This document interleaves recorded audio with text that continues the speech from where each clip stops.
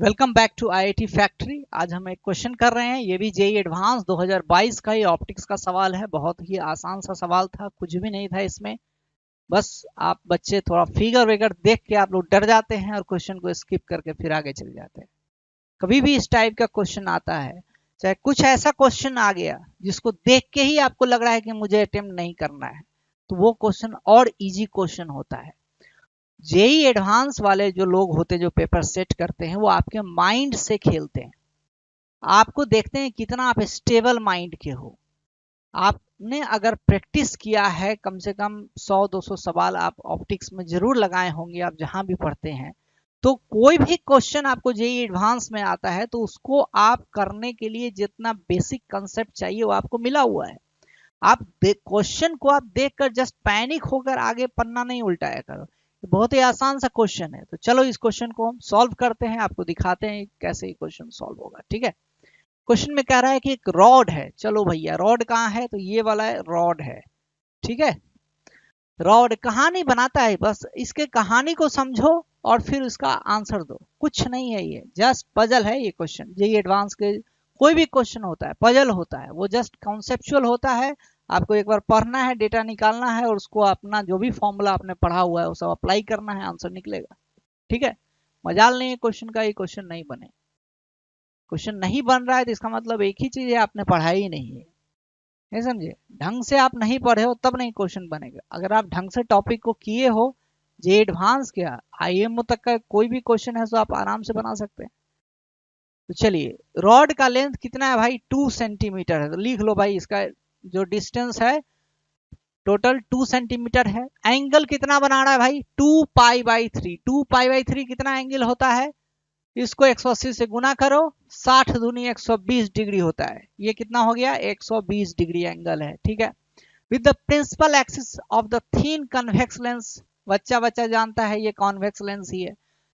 The lens has a focal length of 10 centimetre. चलिए, इसका focal length convex lens का +10 होता है भैया, लिख लो। And is placed at a distance of 40/3 centimetre from the object as shown in the figure. यहां से यहां तक जो डिस्टेंस है सो 40/3 है। बहुत अच्छा। हाइट ऑफ द इमेज जो है सो आपका 30√3/13। ऐसा ऐसा डेटा देगा कि देख के ही आप छोड़ दो क्वेश्चन, है ना।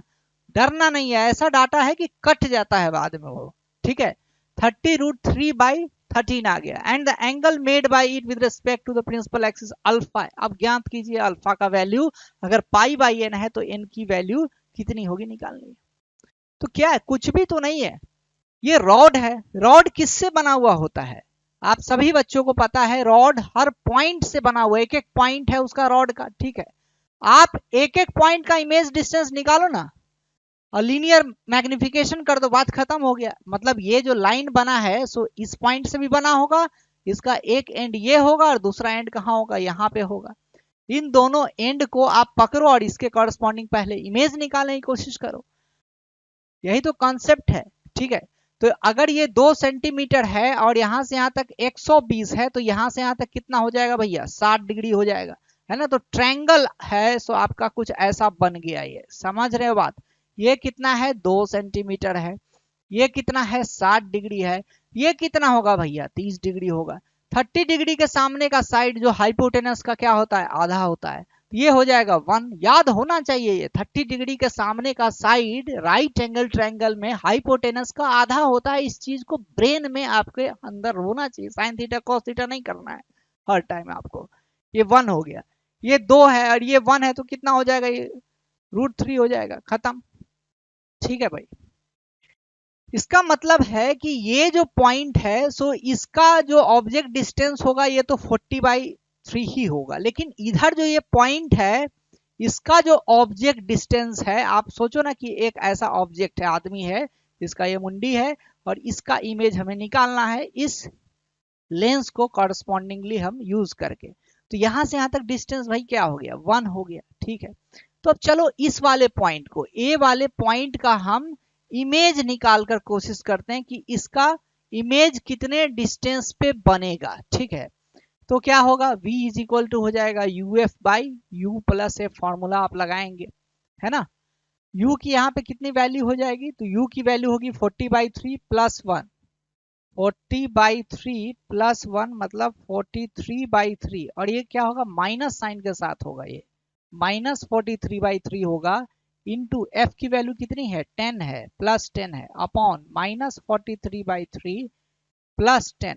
ठीक है, इसका वैल्यू कितना आएगा आप जरा देखिए, तो ये हो जाएगा -430 अपॉन ये हो जाएगा कितना -43 प्लस 30 हो जाएगा। ठीक है, तो -430 अपॉन -13 हो गया ये।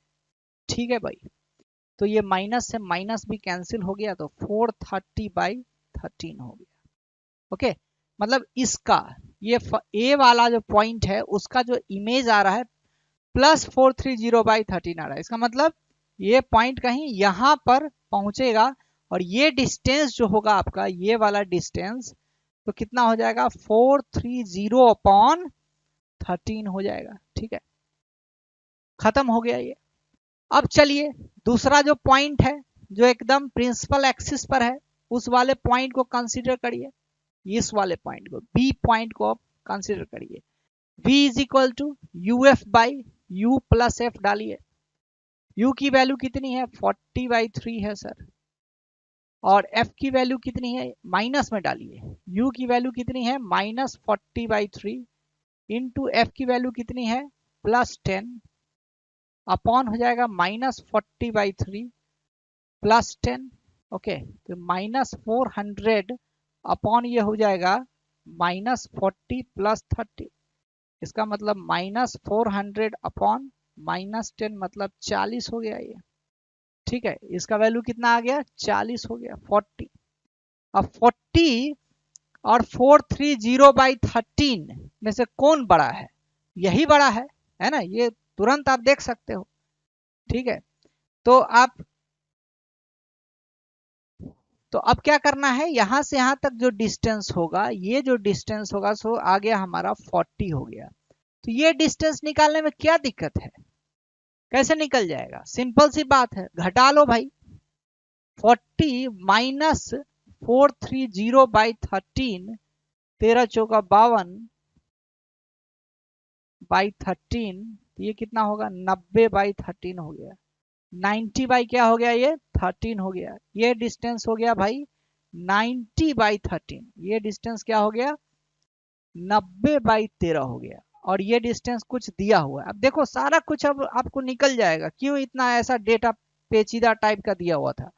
tan अल्फा का वैल्यू कितना हो जाएगा, tan अल्फा मतलब इतना बटा इतना, मतलब 30√3/13 इंटू हो जाएगा कितना 13/90 हो जाएगा। 13 से 13 गया, 30 से 90 3 मरतबे, 1 बाई क्या हो गया √3, tan थीटा बराबर हो गया √3। थीटा की वैल्यू कितनी हो जाएगी भाई 30 डिग्री। 30 डिग्री क्या होता है π/6, जब π/6 है तो यहाँ पे n की वैल्यू कितनी हो जाएगी, ये π/n है, मतलब π/6 बराबर है π/n, तो n की वैल्यू कितनी हो जाएगी 6 हो जाएगी। तो इस क्वेश्चन में क्या था जो आप नहीं कर सकते थे, अगर ये टेंडेंसी है कि क्वेश्चन ऊट पटांग टाइप से अगर सेट किया है तो उसको देख के डर जाते हैं, फिर जेईई एडवांस में थोड़ा दिक्कत होगा। ये मेंस टाइप का नहीं है, यहाँ पे आपका नॉलेज से ज्यादा आपका टेम्परामेंट चेक होता है। जेईई एडवांस के भीतर में आपका नॉलेज तो टेस्ट होता ही है, लेकिन उससे ज्यादा आप डरते हो कि नहीं, किसी चीज को आप स्टेबल होके सोच सकते हैं कि नहीं, कठिन जो टाइम है उसको आप कैसे मैनेज करते हैं। अगर कुछ हम उल्टा पुल्टा डेटा अगर डाल दे ऐसा, उसको देख के आपको तबीयत खराब हो जाता है क्या। तो जेईई एडवांस का मतलब है कि हर चीज में आप परफेक्ट हैं, तभी आप आईआईटी के लिए सेलेक्ट होंगे, है ना। तो कोई भी क्वेश्चन है आपको डरो नहीं है, मैं यही कह रहा हूँ, समझाने का मेरा मकसद ये है। क्वेश्चन देखकर आप स्किप जो करते हो, और भी क्वेश्चन मैं दिखाऊंगा आगे फ्यूचर डेज में कि वैसा वैसा क्वेश्चन है जिसके अंदर कुछ नहीं रहता है, बस फिगर बना देगा, कुछ डेल्टा फाई साइन थीटा कुछ ऐसा लिख देगा, कुछ अजीब सा फिगर बना, कुछ अजीब सा एक्सप्रेशन बना देगा, है ना, कुछ वैल्यू मतलब चेंजिंग क्वांटिटी कुछ ऐसा डाल देगा कि देखकर ही आपको लगेगा कि इसको कैसे अटेम्प्ट करें। तो आप कंसेप्ट को पकड़ो, कौन से टॉपिक का क्वेश्चन है, उस टॉपिक में आपने क्या क्या पढ़ा था, बस उसी को यूटिलाइज करना है, आपको कुछ नहीं करना है। आप अगर आप ध्यान दो तो कोई कारपेंटर होता है, तो उसके पास 4 से 5 ही टूल होता है, समझ रहे हैं। जो एक बढ़ई मिस्त्री होता है जो डिजाइनिंग का काम करता है, कुछ कुछ अपना, कोई आपका किचन सेट बना रहा है, कोई सोफा बना रहा है, कोई आपका बेड बना रहा है, कोई टेबल बना रहा है, तो उसके पास क्या है, 5 से 7 10 मान लो औजार है। बाकी उसको कौन चीज बनाना है तो उसी औजार से काम करेगा ना, कि हर चीज अगर नया कुछ अगर बनाना है तो फिर नया औजार खरीदेगा। वही बात है जेई में, आपके पास सेट ऑफ फॉर्मूले हैं, सेट ऑफ कॉन्सेप्ट्स हैं, क्वेश्चन नया नया आते रहेगा, टूल्स आपका उतना ही लिमिटेड रहेगा, उसी टूल्स को आप बार बार है सो रिफाइन करके कुछ नया क्वेश्चन में वही सारे टूल को आप इस्तेमाल करें, क्वेश्चन सॉल्व हो जाता है, क्वेश्चन सॉल्व हो जाता है, ये बात इंपॉर्टेंट है।